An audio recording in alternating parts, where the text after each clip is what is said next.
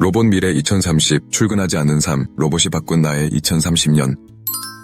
안녕하세요 여러분, 저는 미입니다. 2030년을 살고 있는 이제 막 29이 된 평범한 청년이에요. 몇 년 전만 해도 매일같이 새벽같이 일어나 지하철에 몸을 싣고 출근하던 직장인이었어요. 그때는 그게 당연한 줄 알았습니다. 그런데 지금은 그 시절의 저와 전혀 다른 삶을 살고 있어요. 이제 아침에 눈을 뜨면 제일 먼저 하는 일은 노트북을 열어 2대의 인공지능 로봇 상태를 확인하는 겁니다. 이 로봇들은 제 이름으로 기업에 고용되어 하루 12시간씩 근무합니다. 그리고 그 로봇이 번 월급이 제 계좌로 그대로 들어오죠. 이게 어떻게 가능하냐고요? 국가에서 인공지능 로봇 구독과 렌탈을 개인에게 허용하면서부터 모든 게 바뀌었습니다. 기업은 일정 비율 이상 로봇을 고용해야 했고 저 같은 개인들은 로봇을 계약해 수익을 올릴 수 있게 됐어요. 처음에는 솔직히 좀 어색했습니다. 내가 몸으로 일하지 않아도 돈이 들어온다는 사실이 믿기지 않았거든요. 그런데 이젠 더 이상 매일 출근길에 지치지 않습니다. 그 시간에 운동을 하고 책을 읽고 조금은 느긋하게 나를 돌보는 삶을 살게 되었어요.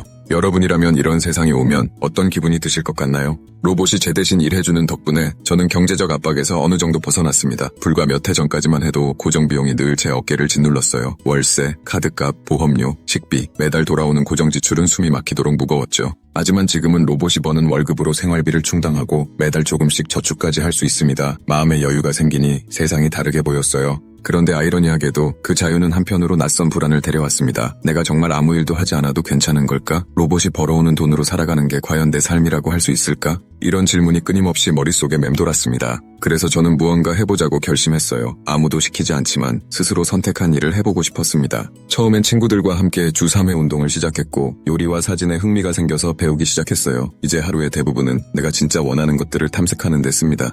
여러분이라면 로봇이 대신 일해주는 이 시대의 하루 24시간을 어떻게 보내시겠어요? 아무도 정답을 알려주지 않는 시간에 무엇을 하고 싶으신가요? 로봇 경제가 자리 잡은 이후 사회는 이전과 전혀 다른 모습이 됐습니다. 기업들은 더 이상 사람만으로 조직을 운영하지 않아요. 국가는 로봇 고용률을 일정 비율 이상 유지하도록 규제했고 그 대가는 저 같은 개인에게 돌아왔습니다. 처음에는 모두가 행복해했어요. 이제 노동에서 해방됐다. 우리도 드디어 여유로운 삶을 살 수 있겠다. 하지만 시간이 지나면서 고민은 더 커졌습니다. 어떤 사람들은 로봇의 수익에만 의존하며 방에 틀어박히게 됐고 또 어떤 사람들은 삶의 목표 자체를 잃어버렸습니다. 저도 방황했습니다. 29살의 무로서 나는 앞으로 무엇으로 살아갈까 매일같이 생각했어요. 그런데 어느 날 문득 깨달았어요. 이제 중요한 건 무엇을 해야 할까가 아니라 어떻게 살아야 할까를 묻는 거라는 사실을요. 그래서 저는 제 시간을 제 성장을 위해 쓰기로 했습니다. 새로운 분야를 공부하고 작은 창업 아이디어를 구상하고 사람들과 만나 관계를 만들고 있습니다. 로봇이 대체할 수 없는 것, 그것이 바로 인간만이 할 수 있는 삶의 이야기라는 걸 매일 새롭게 느끼고 있어요.